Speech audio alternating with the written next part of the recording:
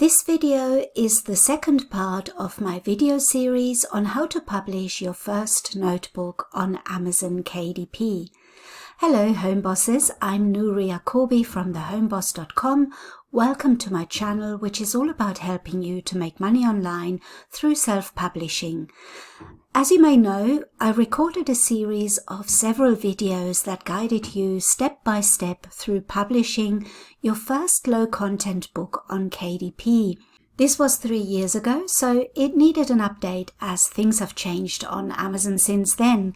You're currently tuning into the second video in this new series, and I'll include a link to the entire playlist following this video for your convenience, ensuring that all tutorials are readily available for you.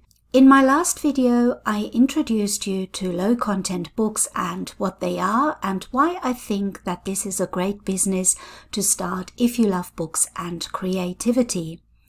And today I'm going to show you how to set up your Amazon KDP account and where you can get ideas for your books. To publish your books, you need to set up an Amazon KDP account. To do that, go to kdp.amazon.com. Once you're there, you'll see a sign-in button on the right-hand side. If you already have an Amazon account for shopping or selling, you can use your existing login. Even though you are using the same login, your Amazon KDP account is independent of your normal Amazon account. If you don't already have an Amazon account, simply click on the sign up button below to create a new one. Bear in mind that you are only allowed one KDP account, and if you create more than one, you are breaking their terms of service and your account will be terminated. So ensure that you're not opening two KDP accounts by mistake. Your Amazon shopping account and your KDP account are two separate accounts, so this is not classed as having two KDP accounts. And some people have also asked me, I've already got an Amazon merch account, can I still open a KDP account? And yes, you can, because Amazon merch is just like your Amazon shopping account. They're all different Amazon accounts. The only thing you're not allowed to do is to open two KDP accounts. So make sure you're just opening one KDP account. After you have chosen the appropriate option, you'll be guided through some questions to start your KDP account. Part of the setup process includes entering your bank account details so you can receive your payments.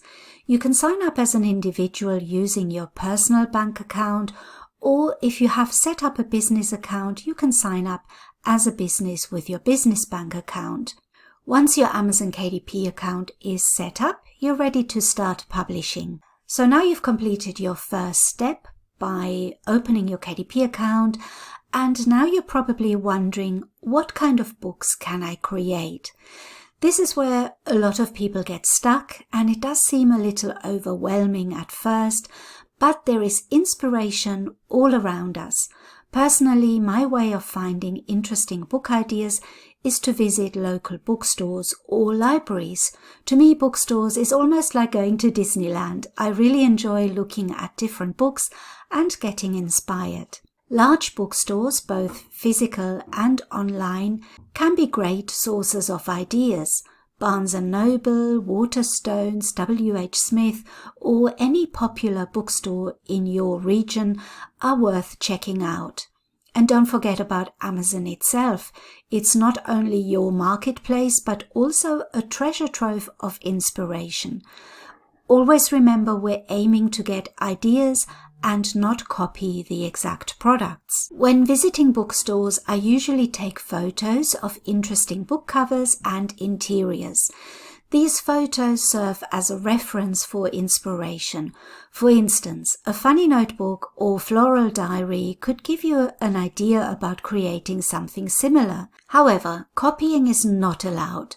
Your goal is to be inspired and create something unique, not to duplicate existing content. For beginners, I recommend starting with notebooks.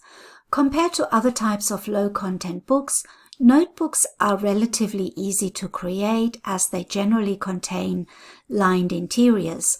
Hopefully you've watched my previous video that explains more about that. The goal is to evolve and create more complex books over time. While lined notebooks are still popular, the aim should be to improve, innovate, and create high-quality books. But remember, don't rush. Focus on producing one good book rather than rushing to produce several mediocre ones. And making simple notebooks is still the best way to start. Once you have mastered them, you can then go on to logbooks, journals, coloring books, and even children's books, or maybe even a fiction novel or non-fiction. I started with low-content books, and then I advanced to children's books, and I'm currently writing a non-fiction book. So by starting with a simple notebook, you're opening a door to so many other opportunities. You might have heard people talking about niches. A niche could be a person's profession, a hobby, or an interest. So think of what people do for a living or what they like. Maybe they are a teacher, or they like cats, or they play football. These niches are significant as people often buy gifts based on what they do or what they like. Some examples could be a book targeted at teachers, cleaners, accountants, or people who love cats, golf, or football.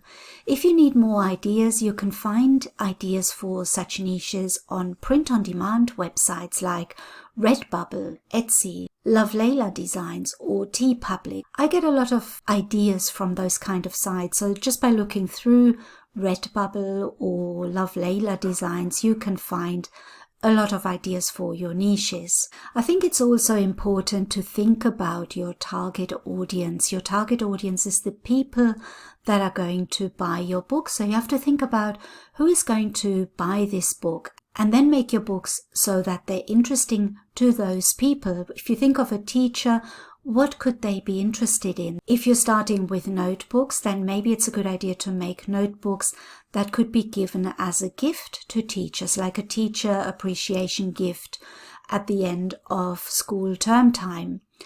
Or if you're a little bit more advanced and you're starting to make more complex books, you could create a teacher planner, for example. So always think about your target audience, think about the person you are creating your book for, and think about what they would enjoy and what they want to buy. So now that you know where to look for ideas, it's time to decide what you want to create. Perhaps you decide to make a notebook for teachers that pupils can gift to them to show their appreciation. They do particularly well when school breaks up for the next term. Or perhaps you want to make a Halloween notebook. So always think of your target audience, think of the person that's going to buy your book, and what would they like to buy? Why would they need your book? So always think about that. And once you've decided, we'll be ready to move on to the next steps in our upcoming video, where I'll be talking about validating your niche. I hope you found this video helpful, and don't forget to subscribe and click the notification bell so that you don't miss the next part of this tutorial. Thank you so much for watching, and I'll see you in my next video.